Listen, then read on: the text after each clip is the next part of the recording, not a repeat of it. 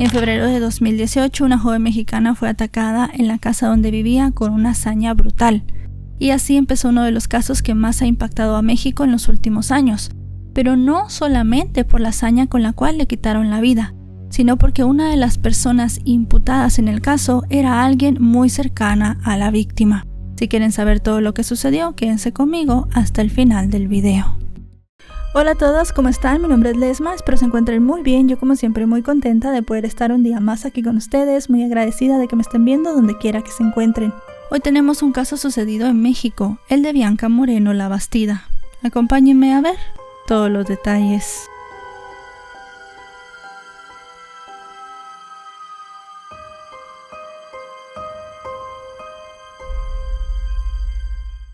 Bianca Fernanda Moreno Labastida nació el 3 de mayo de 1986 en Querétaro, México. Fue hija de una mujer llamada Bianca Yesenia Labastida Contreras, quien era originaria del Estado de México, pero se había mudado a Querétaro buscando mejores oportunidades. Bianca fue la única hija de su madre y esto hizo que ellas desarrollaran una relación muy estrecha y con mucha confianza. Tenían una complicidad genuina, y su madre fue el principal apoyo de la chica en cada una de las decisiones que tomó. Desde muy temprana edad, Bianca mostró inclinación hacia las actividades deportivas, algo que dijeron había heredado de su padre, y en las cuales se desempeñó con mucha soltura, especialmente en el tenis y en el atletismo. Todos los que la conocían la describieron como una chica audaz, sencilla y muy trabajadora, además de amable, cariñosa y muy tranquila. A los 17 años, Bianca tomó una decisión muy importante. Se mudaría a España para estudiar la carrera de diseño de modas. Pese a que ese viaje significaba que ella y su madre estarían separadas, la mujer le dio su apoyo incondicional. Y así la chica se mudó a Barcelona. Después de 1 año y medio viviendo allí, obtuvo su residencia permanente. Luego se mudó a San Sebastián, donde completó una carrera universitaria en recursos humanos. Durante su permanencia en España conoció a un chico llamado Alan, con quien inició una relación amorosa. Pero luego de 10 años de vivir en el país europeo, Bianca decidió volver a México con su novio, para poder reencontrarse con su madre. En un principio la pareja había pensado establecerse en Veracruz. Sin embargo, la madre de Bianca no estuvo de acuerdo, pues consideraba que no era una región muy segura, y les aconsejó otras opciones. Fue así como Alan y Bianca llegaron a Playa del Carmen, en Quintana Roo. Al poco tiempo la joven comenzó a estudiar una segunda carrera, la cual le apasionaba mucho, Administración de Negocios, y la culminó en junio de 2017.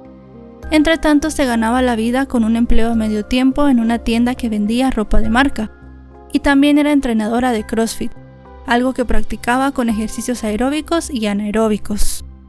Debido a estas prácticas también se sabe que entabló mucha amistad con algunos compañeros del gimnasio. Fue así como durante los siguientes 4 años en Playa del Carmen las cosas parecían marchar muy bien para Bianca y su novio, y el contacto con la madre de la chica era muy frecuente. Cada tarde al salir del trabajo, Bianca y Yesenia hablaban por teléfono y se contaban cómo había sido todo su día. Pero las cosas para Bianca con el tiempo no terminaron muy bien, y es que la relación con Alan comenzó a deteriorarse, hasta que finalmente se separaron en enero de 2018. De esta manera, Bianca abandonó la vivienda que compartía con él y se fue a vivir con una compañera de gimnasio llamada Adi Candelaria Almeida Chávez, de 38 años, quien le ofreció alquilarle una habitación.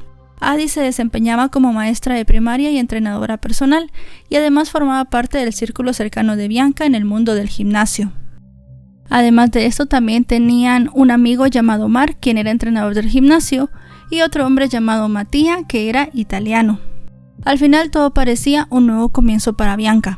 Con estos antecedentes llegamos al miércoles 21 de febrero de 2018. Bianca se levantó muy temprano y salió de la vivienda para ir a entrenar como lo hacía todos los días.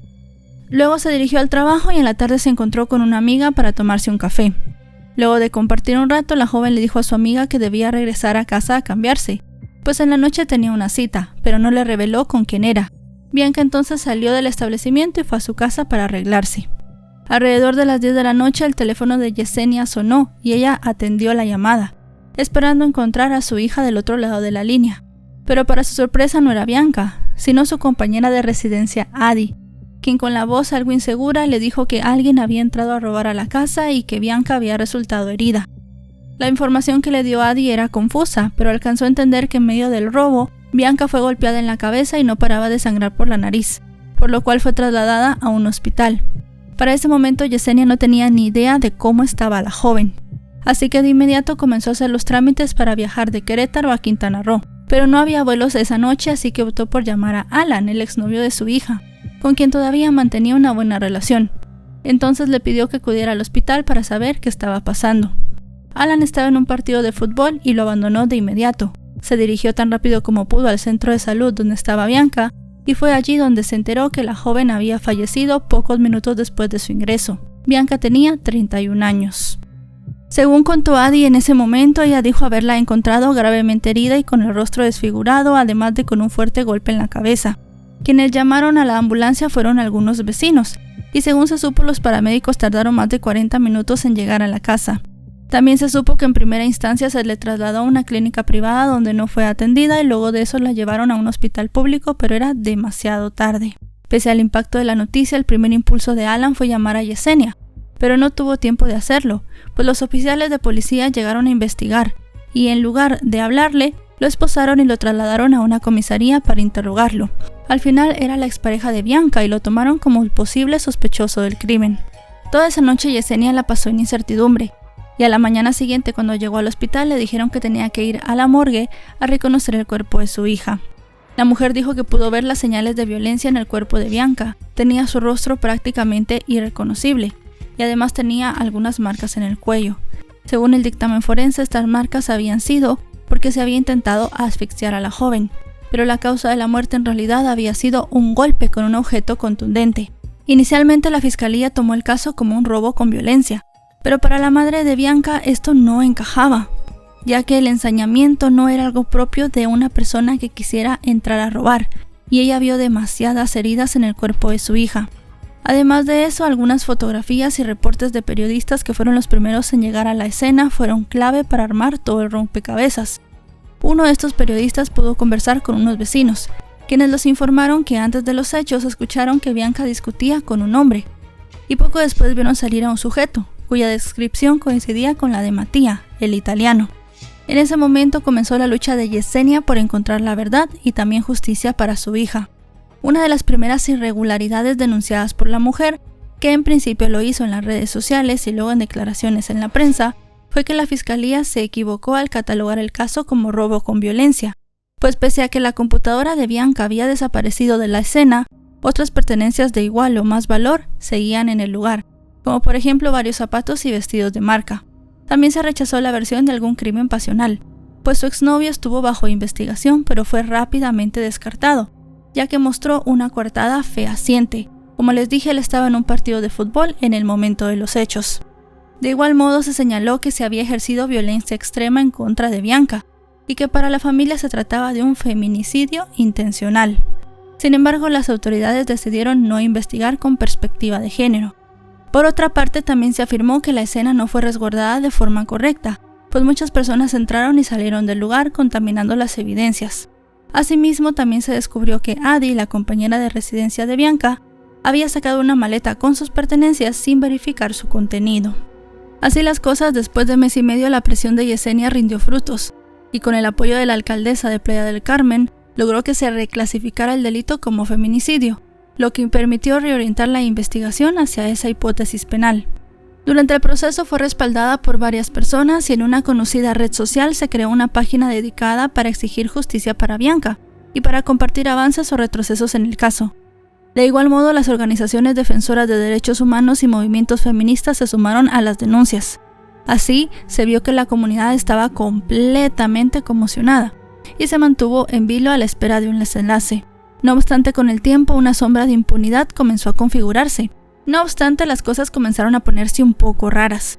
Y es que unos meses después, el periodista que había llegado de primero a la escena falleció en extrañas circunstancias, lo que añadió otra capa de complejidad y de misterio también al caso. Los meses se convirtieron en años y no se produjo ningún avance ni detención importante, pero eso sí, la madre de Bianca se mantuvo firme y no se dio por vencida. Ella quería justicia para su hija. Las críticas de Yesenia se centraron en la actuación policial y de la fiscalía, y afirmó también que el expediente apenas eran unas hojas y que estaban plagadas de contradicciones. También se reveló que la fiscal a cargo del caso la amenazó en repetidas ocasiones, diciéndole que si se atrevía a hablar con los medios, ella iba a archivar el caso de su hija. Finalmente, después de mucho insistir, Yesenia logró reunirse con el gobernador de Quintana Roo, a quien le expresó su inconformidad con la investigación. Tras ese encuentro y luego de numerosas marchas, finalmente su voz fue escuchada. La fiscal que tenía el caso de Bianca fue destituida y se nombró a un sustituto. Fue así como 2 años después del asesinato de Bianca, el nombramiento del nuevo fiscal marcó el inicio de una nueva etapa. Este funcionario, junto con otro abogado y la madre de la joven, comenzaron a trabajar. Hay que especificar aquí que Yesenia era abogada especializada en recuperación de cartera, pero comenzó a trabajar también en la perspectiva de género, y ella ayudó mucho a poder armar el caso de su hija. Así se comenzó a recabar toda la información necesaria y a revisar pruebas existentes. Para ese entonces, Yesenia ya se había convertido en una activista y mantenía presencia constante en medios locales y nacionales. Con el avance de las investigaciones, el cuerpo de Bianca tuvo que ser exhumado, pero no se dieron detalles públicos de lo que revelaron los nuevos exámenes forenses. Según dejó ver Yesenia en algunas entrevistas, la nueva investigación se centraba en 2 personas cercanas del entorno de Bianca, aunque se rehusó a dar detalles de la investigación. Eso sí, seguía muy inconforme con cómo se estaban llevando los hechos, así que acudió a la Comisión Nacional de los Derechos Humanos, donde presentó una queja en contra de la fiscal anterior. Como resultado, se ordenó que el organismo ofreciera una disculpa pública a la familia de Bianca. Fue así como en febrero de 2023 el caso volvió a ser noticia después de 5 años, cuando la fiscalía al final ofreció una disculpa. El personal de la dependencia hizo un breve comunicado, y seguidamente Yesenia dirigió unas palabras al público que estaba allí, agradeciendo el trabajo de los nuevos fiscales. Sin embargo, enfatizó que aún no se había logrado hacer justicia y que seguía pidiendo por su hija. Así las cosas, el 3 de mayo de 2023 se organizó un acto conmemorativo frente a la tumba de Bianca, en el día que tendría que haber cumplido 39 años. Durante la ceremonia, Yesenia agradeció a los asistentes. Una semana después, el 10 de mayo, se hizo el primer avance después de 5 años. Un juez de control emitió una orden de aprehensión en contra de Adi, la compañera de vivienda de Bianca. La orden judicial le otorgó 12 horas para entregarse de forma voluntaria y así evitar una detención pública. Al vencerse el plazo, Adi se entregó y la fiscalía anunció que ella estaba en Cancún. Sin embargo, el juez decidió no vincularla al proceso por considerar que los datos carecían de metodología científica. Al parecer, el magistrado creyó su versión de los hechos y no notó las inconsistencias en sus declaraciones, por lo que 5 días después de entregarse fue puesta en libertad. La detención y posterior excarcelación de la única vinculada provocó reacciones encontradas. Por un lado, los partidarios de Adi insistían en su inocencia y afirmaban que el verdadero asesino estaba libre. Por otro lado, los seres queridos de Bianca calificaban de decepcionante su liberación. La madre de Bianca afirmó que no se daría por vencida y que aunque había perdido una batalla, la guerra no estaba perdida. Así que se armó de valor todo ese tiempo y siguió adelante. Así tuvieron que pasar 2 años más para que al fin la familia pudiera ver algo de justicia. El 18 de marzo de 2025 se solicitó una audiencia de imputación de nuevo en contra de Adi, y un juez de control fijó el día 20 de abril de ese mismo año como fecha para la diligencia. También se advirtió que en caso de inasistencia se iba a solicitar una orden de aprehensión en contra de Adi. Así el día de la audiencia llegó y todos se presentaron. Se le informó a Adi sobre los hechos que se le atribuían y se dijo que se solicitarían medidas cautelares. El proceso se siguió alargando otros meses más, y el lunes 22 de septiembre del mismo año, la fiscalía expuso ante un juez de control las pruebas que tenía en contra de Adi. Se dijeron que había dictámenes periciales en materia de informática y telecomunicaciones forenses, así como algunos dictámenes de criminalística de descripción de audios. La sesión se prolongó por más de 24 horas y la defensa sostuvo la inocencia de Adi e insistió en culpar al exnovio de Bianca. No obstante, la jueza determinó vincular a proceso a esta joven por tener una probable responsabilidad en el delito de feminicidio agravado. De acuerdo con los informes, la vinculación a proceso significa que el caso será revisado en una etapa judicial. También se le impuso a Adi una medida cautelar de prisión preventiva en todo lo que dure el proceso, y se programó una audiencia complementaria para el 22 de noviembre del mismo año. Además de eso, también se dice que hay otras personas involucradas. Según se cree, los otros amigos del gimnasio, incluido este chico llamado Matías, que como les dije, muchas personas dieron una descripción bastante parecida a la de él, de la persona que supuestamente vieron entrar a la casa, pues pueden estar involucrados. Por otra parte, también surgieron rumores sobre una posible relación sentimental entre Bianca y Adi, pero esto fue rechazado de manera contundente por la familia de la joven, quienes reiteraron que existía un vínculo de compañerismo y además de inquilina y casera.